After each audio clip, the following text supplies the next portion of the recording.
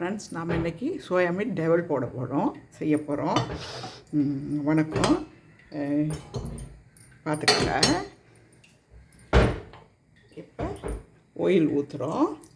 நான் olive oil தான் use பண்ணுவேன். இப்போ அதுக்கு இஞ்சி பூண்டு போடுறோம்.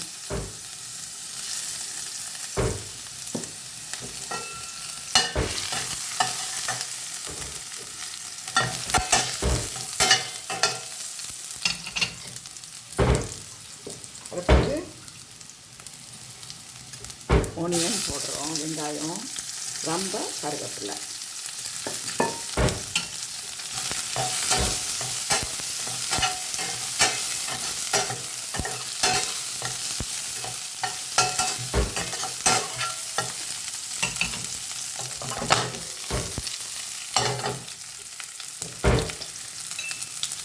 அடுத்தது ஃப்ரெண்ட்ஸ், கறி கொச்சிக்காய் போடுறோம். கறி கொச்சிக்காய் போட்டால் தான் நல்லாயிருக்கும். கறி கொச்சிக்காய் அதோட அதை மூட்டை கொச்சிக்காய், ஒரு பச்சை கொச்சிக்காய்.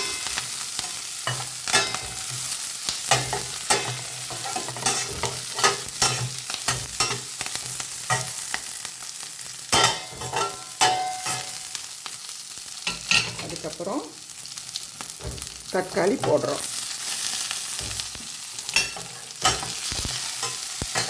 இதுக்கு டெவலுக்கு கறி கொச்சிக்காலாம் நல்லா வேகணும்னு இல்லை, கொஞ்சம் அரைக்குறையாக வேகிறதா நல்லாயிருக்கும்.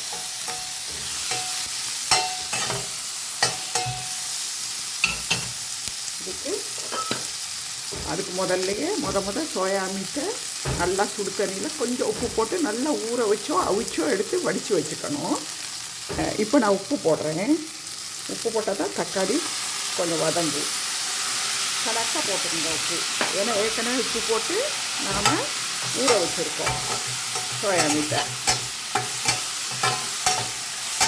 இப்போ நல்லா வாசம் ஒன்று வருது ஃப்ரெண்ட்ஸ், சூப்பராக இருக்குது.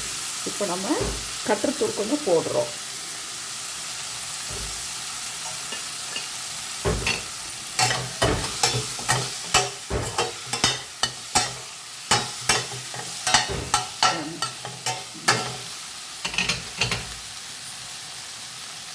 இப்போ அதில் கொடுத்துருக்காங்க பாருங்கள் பேக்கெட்டில், அது கொஞ்சம் போடுறோம். ஒரு அரைவாசி பேக்கெட் நான் போடுறேன்.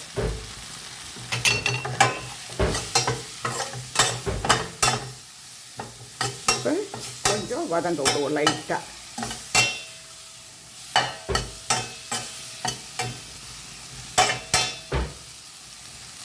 கொஞ்சம் வதங்கட்டும்.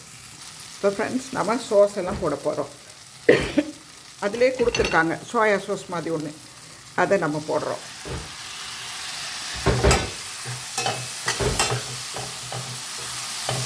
அடுத்தது நான் இதில் கொஞ்சம் எக்ஸ்ட்ராவாக போடுறேன்.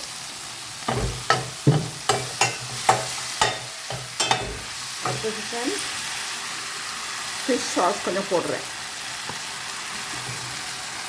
அது எக்ஸ்ட்ரா நம்ம டேஸ்ட் வர்றதுக்கு. இப்போ நம்ம செய்து வச்சுருக்க சோயா மீட் போடுறோம்.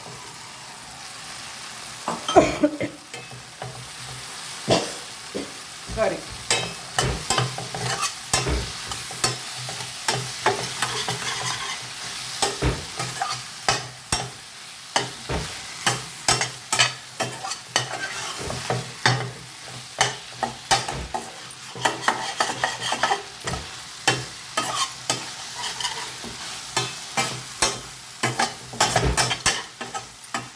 என்ன செய்கிறோம்னா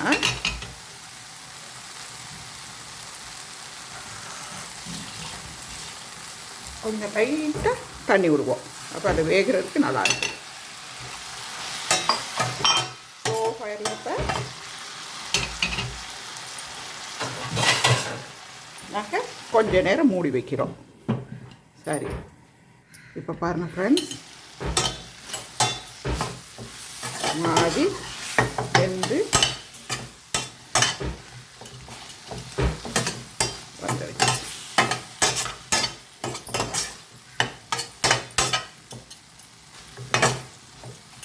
கொஞ்சம் நல்லா இப்போ ஃப்ரெண்ட்ஸ் நல்லா வதங்கி தண்ணியெல்லாம் வத்தெடுத்து இப்போ நம்ம என்ன பண்ணுறோம், சாஸ் கொஞ்சம் போடுறோம். இது வந்து டொமேட்டோ சாஸ் கொஞ்சம் போட்டால் போதும்.